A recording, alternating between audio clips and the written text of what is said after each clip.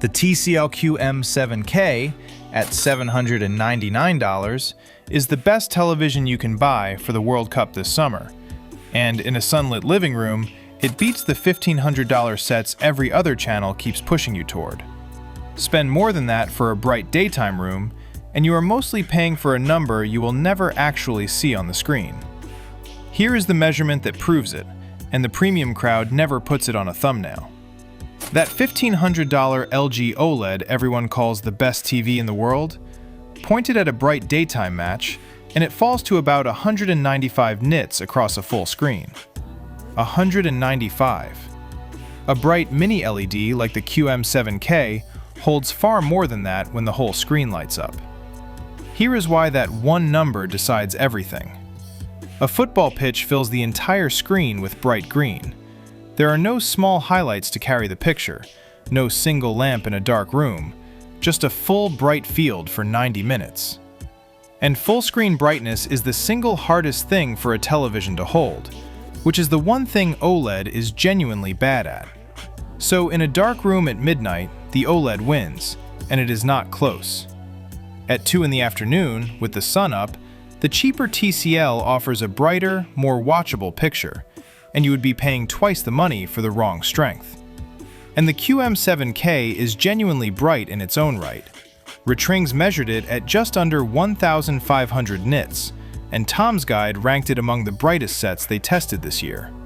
In plain terms, a 2 o'clock kickoff with the curtains open, where the green of the pitch stays green instead of washing out to gray the moment the sun lands on the glass.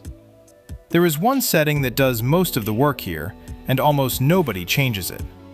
Out of the box, the QM7K runs a soft motion mode that smears fast play.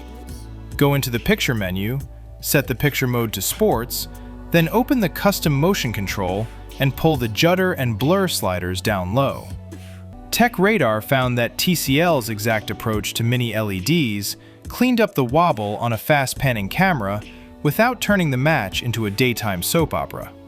The full ratings calibration is linked in the description if you want their exact numbers. It supports Dolby Vision, so every match and every film arrives in the best format the broadcaster actually sends. Owner ratings are consistently high across retailers, and it comes in every size from 55 inches all the way to 98, so the price scales to your wall instead of forcing you into one size. Consumer Reports has tested and rated it well too, which matters for a brand some buyers still hesitate over. And if you want to prove the daylight claim with your own eyes before you pay, here is the in-store check that works. Ask the associate to put a bright, full-screen daytime clip on the floor model, a ski run or a sunlit pitch, then walk 10 feet back. The set that stays bright and saturated from across the showroom is the one that survives your living room at noon, and most of the pricey OLEDs on the same wall will visibly sink next to it. And the $700 you keep by not buying up is not nothing. That is a real soundbar, and with a year of the streaming package, you will watch the matches on it. One honest limit. Sit well off to the side, and the picture dims at a sharp angle. So this is a television for seats roughly in front of it, not a wide family spread across the far ends of an L-shaped couch. If that is your room, pick 3 from this list that are built for it. Quick one while you're here. Bright room or dark room? Drop it below. Subscribe before the next pick. The one coming up is the brightest television on this entire list, and there is exactly one room where it is worth paying nearly twice as much. The Hisense U8QG, at around $1,400, is the brightest television on this list by a wide margin, and that is the whole reason to buy it. Ratings calls it excellent for bright rooms. Tech Radar measured its HDR highlights in the thousands of nits. Tom's Guide came away calling it a brightness star. Those numbers sound like marketing until you own a west-facing window. To put it in money, in a normal room, the U8QG and the QM7K look nearly identical, but the U8QG holds its picture in the kind of glass-walled, south-facing sunroom where the cheaper set finally fades. You are buying headroom for the worst light in your house, not for an average Tuesday evening. Here is the consequence on a real set. The glint off a trophy, the white of the ball against a bright sky, a sunlit half of the pitch, all of it stays punchy at the exact moment a dimmer television would have quietly given up. It runs a 165 Hz panel, so fast motion is already clean before you touch a single setting, and it carries the same Dolby Vision support as the TCL. The catch is simple, and it is about money. You are paying roughly $600 over the QM7K, and you only earn that back in the genuinely bright rooms. In an average living room, side by side during a match, most people could not tell the two apart. Buy this one for the brightness, or do not buy it at all. A bright mini LED still has one enemy it cannot beat with brightness alone, and that is a lamp, or a window reflected straight back at you off the glass. In that room, you do not see a dim picture. You see your own living room sitting on top of the match, a bright rectangle of glare parked right over the center circle, and no amount of brightness behind it makes it go away. The Samsung QN90F, at around $1,500, is the set built specifically to kill that. Trings rates its reflection handling among the best they test anywhere. TechRadar singled out the same glare-free matte coating as the exact reason it works in rooms where other televisions fail. Here is what that coating does for your Saturday afternoon. A window behind your seat stops becoming a hard white smear across the screen and turns into a faint haze you stop noticing inside a minute. The match stays the brightest thing in the room, which is the entire point.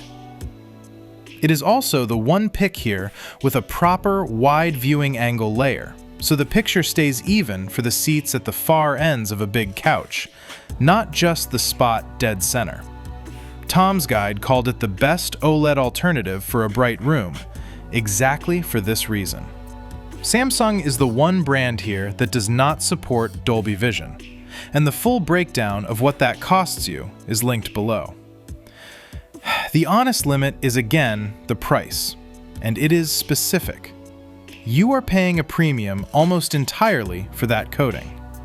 If the wall your seats face has no direct light source bouncing off the screen, the cheaper picks already handle your room, and the Samsung is money spent on a problem you do not have. So tell me, does a window or a lamp hit your screen directly? Yes or no in the comments. The LG C5 OLED, at around $1,400, is the best picture on this entire list. And for daytime World Cup football, it is the wrong television. Both of those are true at the same time, so let me draw the line exactly.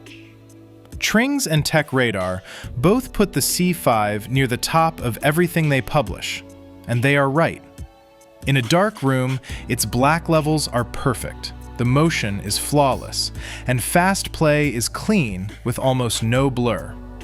There is no better way to watch a film at night at this price. But we already measured the problem at the very start. Across a full, bright screen, the C5 holds about 195 nits, and a football pitch is a full, bright screen for the entire match. In daylight, that is simply not enough light, so the image that looks perfect at midnight looks flat and washed out at noon. It supports Dolby Vision, so your films and shows arrive in their best format, which only strengthens the case for the nighttime case. So here is the rule, and it is clean. If you watch your football in the evening with the lights down, the C5 is the most beautiful way to do it on this list, and it is worth every dollar. If your big matches are weekend afternoons with the sun up, you are paying $1,500 for a strength you will almost never turn the lights off to use. Worth knowing for the planning. Plenty of matches run into the evening for US viewers, so if those night games are the ones you care about most, the C5 is genuinely the set to watch them on. And the old OLED worry, burn-in, is largely a solved problem on a set used for normal mixed viewing. The C5's panel care tools will get through a summer of football without a mark. Last one, and it is the cheapest on the list. The Hisense U7QG, at around $700, is the floor for this guide, and it still beats that $1,500 OLED in daylight. Ratings and Tom's Guide both land on the same point. For the money, the brightness is almost unreasonable, up near 3,000 nits on a highlight, paired with a fast 165 Hz panel that keeps motion clean. For a sunlit afternoon match, that combination is exactly what you are paying the premium sets twice the price to get. There is one real trade-off, and I will not hide it. The panel is glossy, so in a room with direct light, you will see more reflection on it than on the QM7K. The fix costs you $100. If your room is bright and glary, step up to the TCL. If your room is normal to dim and you want to spend the least money possible without giving up the daylight win, the U7QG is the most television per dollar on this entire list. It also carries the full set of HDMI 2.1 ports, so if the grandkids bring a console over between matches, it handles that without a second thought. And owner reviews are some of the most positive in this price class. Both Best Buy and Amazon stock it, so you don't have to chase one retailer for the price. Now the two to walk past. And the first one is the set you are most likely to be sold by accident. The Samsung U7900F looks like a deal sitting on the same shelf as everything above. A name you trust, a 4K screen, and a friendlier price. Here is the problem nobody at the store will say out loud. It is a 60 Hz panel. Consumer Reports and owner reviews both report the same thing about fast sports. It blurs because the panel cannot refresh quickly enough to keep a moving ball sharp. For the one job you are buying a television to do this summer, watch fast football, it is the wrong panel. Every recommended pick above it runs at 120 Hz or faster. Walk straight past this one. Here is how you avoid being sold it in the first place. On the shelf card or the spec sheet on the back of the box, find the refresh rate. If it reads 60 Hz, it is the wrong panel for fast sports, regardless of the name on the front. The picks above all read 120 or higher. That one line on the card tells you more than any salesperson will. The second is gentler, but the logic is identical. The TCL S551G is a perfectly fine, cheap television, and for a bedroom or a guest room, I would not talk you out of it. For the World Cup, it is the wrong buy.